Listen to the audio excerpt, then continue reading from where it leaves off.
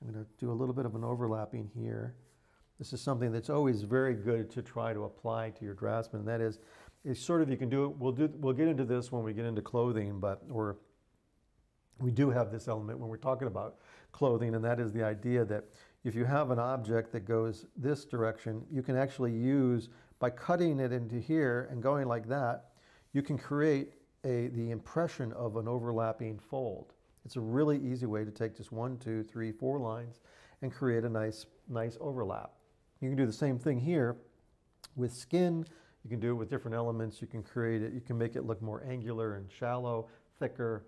You can give it all kinds of different textures, but it's a very nice trick. It's the same thing as when you're doing eyes, like I do here, where you have the lid overlapping basically the eye, then you have the eyelid, and then you have the eye around it like this, and then you have obviously the black center, and that helps you create an overlapping element of form. You can even take it and overlap it here like this.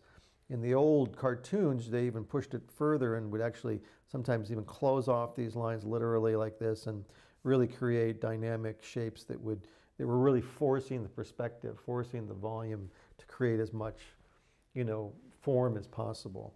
So we're going to try to do that a little bit here as well in the legs, and kind of lost my space here. So I'm going to come back in down here with the, for instance, with the claws. You can actually take the claws like this, create an overlap shape, and then overlap this to pull it.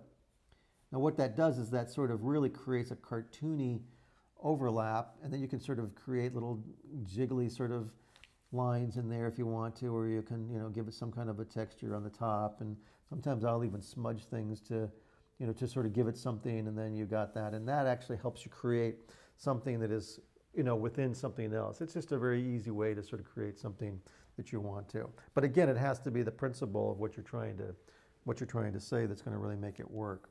I'll pull it up here.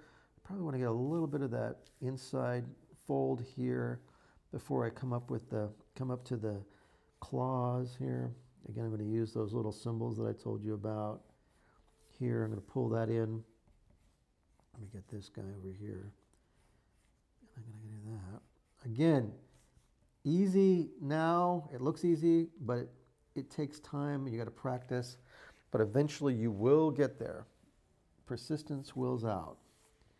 Okay, so now I've got pretty much, I feel like I really got something that's really starting to work. I'm pulling this up here like this. I think I'm just going to go to a point because I think it'd be kind of funny to do that. Again, in here, I'm going to go in, but I'm going to create a little bit of a fold in here like that. So I'm going to go in and let the fold go around it as if you can almost feel that it's embedded inside that flesh inside there.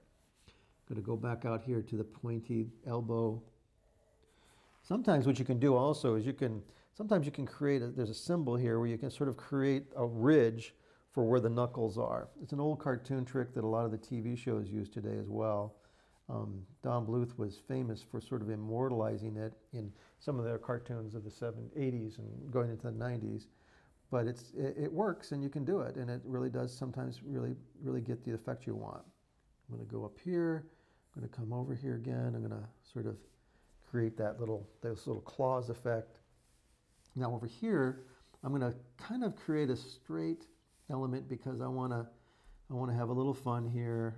I want to have his, as if his arm is going into his elbow, but we're seeing it sort of from the side, so we don't see the elbow. This is more the, this area from here. We can't see the elbow. It's on the back side here. And kind of what I'm wanting to do here is actually have him maybe presenting something like, oh, let me see here. What if let me just do this and I'll get his little claws in here. What if he is actually, I'm going to do this, take a claw in here like this, I'm going to come back in here,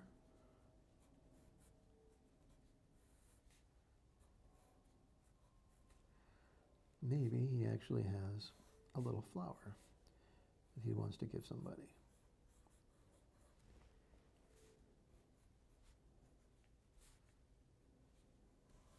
So he's not such a mean dragon after all. Maybe he's actually got a little flower that he wants to give somebody. So we want to take it and sort of give it a little bit of a cute personality there. and then we're going to go up like that. And probably from another perspective, we would have the, I might actually put a little line in here to sort of give a little bit of a stretch forward on this as well. So there's our sort of our fun dragon.